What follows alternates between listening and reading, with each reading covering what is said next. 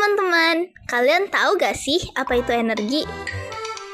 Jadi, energi itu adalah kemampuan untuk melakukan kerja atau bisa juga diartikan sebagai daya yang digunakan untuk melakukan berbagai proses kegiatan. Nah, energi terbagi menjadi dua, energi terbarukan dan energi tidak terbarukan. Energi terbarukan adalah sumber energi yang tersedia oleh alam dan bisa dimanfaatkan secara terus-menerus. Lalu, ada beberapa macam energi terbarukan, yaitu energi air, energi panas bumi, energi bayu, energi biomasa, energi matahari, dan energi lautan. Yang pertama adalah energi air. Energi air adalah salah satu sumber daya alam yang paling penting dan banyak dimanfaatkan di seluruh dunia. Seiring dengan kebutuhan energi yang semakin meningkat, banyak negara berusaha mencari alternatif sumber energi yang lebih ramah lingkungan. Salah satu sumber yang cukup potensial adalah energi air.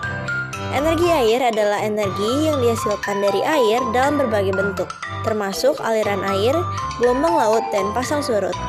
Energi air biasanya dihasilkan melalui pembangkit listrik tenaga air atau PLTA yang mengubah gerakan air menjadi listrik. PLTA adalah jenis pembangkit listrik yang memanfaatkan air untuk menghasilkan listrik. PLTA biasanya dibangun di sungai besar atau waduk, yang dimana air yang dihasilkan dari sungai atau hujan ditampung dan digunakan untuk menggerakkan turbin. Turbin kemudian menghasilkan energi listrik yang disalurkan ke jaringan listrik. Komponen-komponen PLTA terdiri dari turbin, bendungan, dan generator. Energi air memiliki kelebihan, yaitu yang pertama, energi air dapat dijadikan sebagai pembangkit listrik tenaga air atau PLTA. Yang kedua, energi air sebagai sumber energi bersih yang mana tidak akan menghasilkan emisi gas rumah kaca. Yang ketiga, sebagai energi terbarukan. Yang keempat, energi air dapat membantu meningkatkan ketahanan energi. Nah, selain itu, energi air juga memiliki kekurangan, yaitu yang pertama, ketika pembangunan bendungan akan berdampak buruk pada ekosistem air dan sekitarnya. Yang kedua, biaya investasi untuk membangun bendungan dan PLTA skala besar dinilai tinggi. Dan yang terakhir, energi air ini bergantung pada iklim, karena perubahan iklim dapat mempengaruhi siklus air. Yang kedua, ada energi panas bumi. Energi panas bumi adalah energi yang dihasilkan oleh panas yang terperangkap di dalam bumi. Panas ini berasal dari sisa-sisa panas yang dihasilkan dari pembentukan bumi dan peluruhan unsur-unsur radioaktif di dalam inti bumi. Energi panas bumi dapat dimanfaatkan sebagai sumber energi yang ramah lingkungan dan dapat diperbaharui. Energi panas bumi dihasilkan oleh panas yang ada di dalam bumi. Ketika air atau uap air panas muncul dari bumi, energi tersebut dapat dimanfaatkan untuk menggerakkan turbin yang kemudian menghasilkan listrik. Proses ini melibatkan pengeboran sumur-sumur panas bumi yang kemudian menghasilkan uap air yang dapat dipergunakan untuk menghasilkan energi listrik. Contoh pemanfaatan energi panas bumi, yang pertama ada pembangkit listrik tenaga panas bumi atau PLTP, yang kedua ada pemanasan air, dan yang ketiga ada pemanasan rumah dan bangunan. Keuntungan dari energi panas bumi yaitu ramah lingkungan, dapat diperbaharui, serta lebih stabil.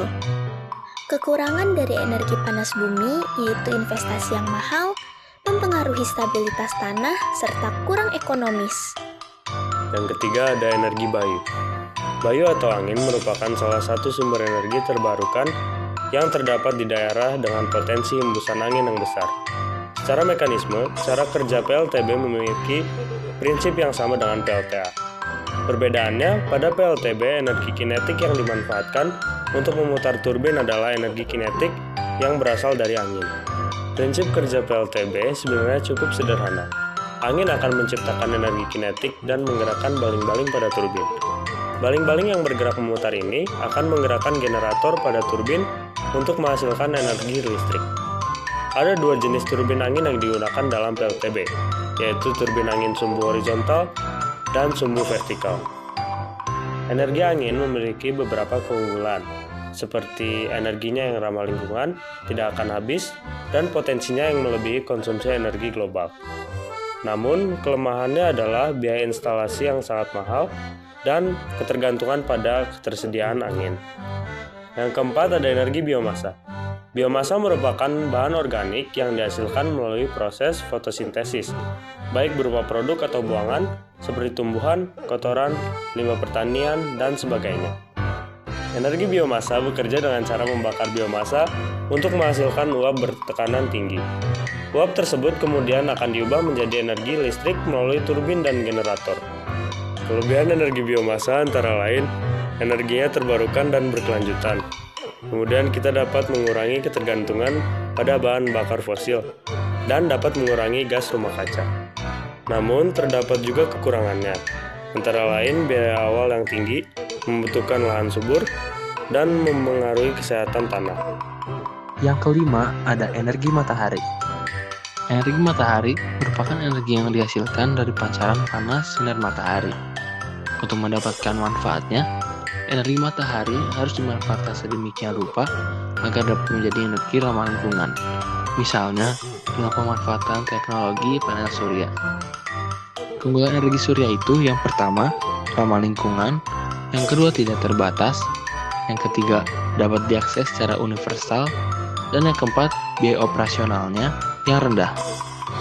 Kelemahannya itu, yang pertama ada ketergantungan pada cuaca, memerlukan luas tanah yang besar, produksi terbatas bagi lokasi tertentu, dan biaya awal yang tinggi.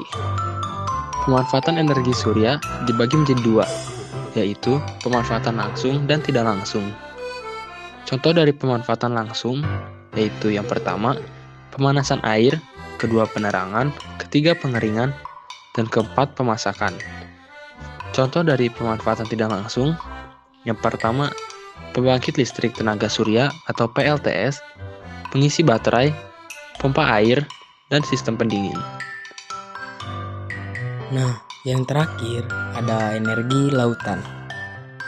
Energi laut merupakan istilah yang digunakan untuk menggambarkan segala bentuk energi terbarukan yang dapat dihasilkan dari pemanfaatan sumber daya laut. Pada hakikatnya, secara tidak langsung, energi kelautan merupakan turunan dari tenaga surya, di mana radiasi matahari yang mencapai bumi dikonversi menjadi energi yang dapat dimanfaatkan.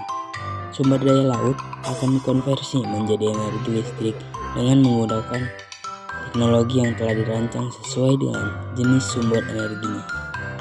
Lalu, adapun beberapa jenis dan sumber daya energi lautan diantaranya, pertama, energi gelombang laut atau wave power. Yang kedua, energi pasang surut atau tidal power. Ketiga, energi panas laut atau OTEC. Kemudian, ada beberapa keunggulan dari energi lautan. Yang pertama, energi laut merupakan sumber energi terbarukan yang tidak akan habis. Yang kedua, energi laut tidak menghasilkan emisi gas rumah kaca. Yang ketiga, energi laut dapat diandalkan karena air laut selalu bergerak. Selain terdapat keunggulan, energi lautan juga mempunyai kelemahan. Di antaranya, yang pertama, energi laut masih terbatas di wilayah tertentu. Yang kedua, energi laut memerlukan biaya investasi dan pemeliharaan yang besar. Yang ketiga, energi laut masih menghadapi tantangan teknis untuk implementasi skala besar.